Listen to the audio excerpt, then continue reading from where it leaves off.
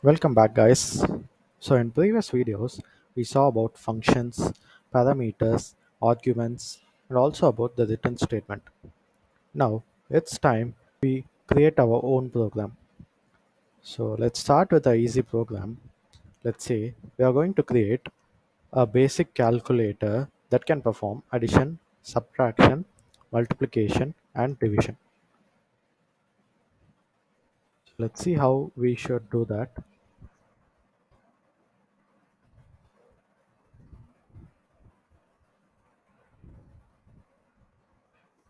First, let's create a a function for adding two numbers.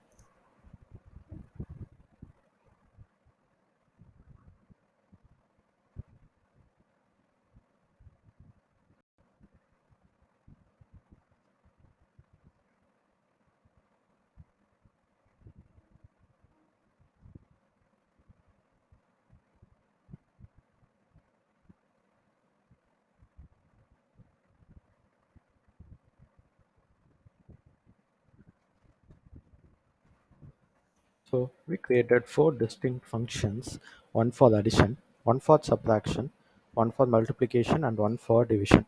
Now let's get to the main program.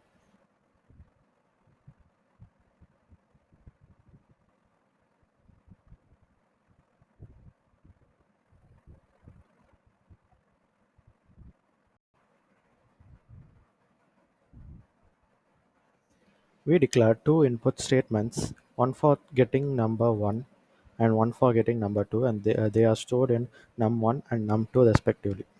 Now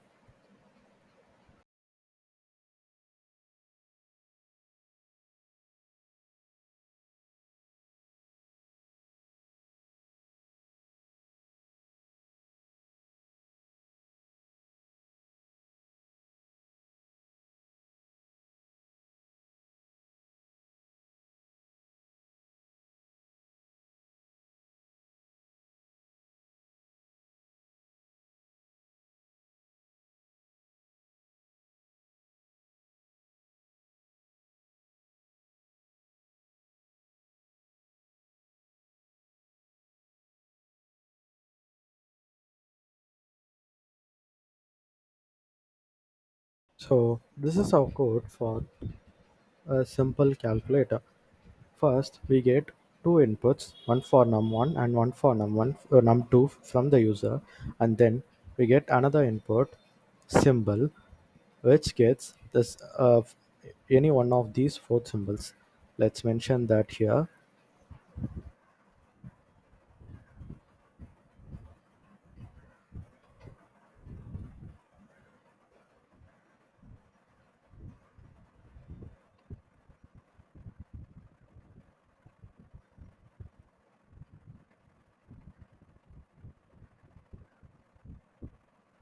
When the user inputs any one of these symbol, it goes to the if condition. First, it will see if the symbol entered by the user is equal to plus. In case it is plus, then it will call the add function. In case it is minus, then it calls subtraction function, multiplication, division, and so on. And whichever function is being called, if it is subtraction, then num1 and num2 parameters get assigned with these two values and returns the num1 and num2. So I mean num1 minus num2, that value will be printed here. This is quite simple, right? So now let's run the program and see the output. First, let's enter number 1, let's say 25, and number 2 is 5, and the symbol will be multiplication. You see 125 as the answer. Let's run this again. Let's say 10, num2 is 0. So what do you think will happen here? We all know that we cannot divide a number by 0. So let's give division as the symbol and press enter.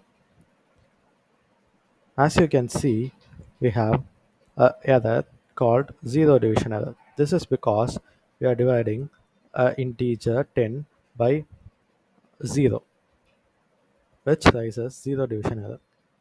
We will see about how to solve this error in the next video. So coming back to this program, you may wonder why not put the input statement and print statement within the function. But that does not work out very well because the input and the output can come in different forms. Here we are getting the input from the terminal by the user and printing the output in the terminal as output. But in real world applications, we may have to receive input from a form or something else, from a button or the website or something else, and send out the output as an email or something else. In such cases, if we put the input and output within the function, it affects the reusability of the code. So we just pass the message as an argument and receive the output using the return statement. This is how we increase the reusability of the code. So thank you for watching the video. Do like, share and subscribe to Supporting Tech.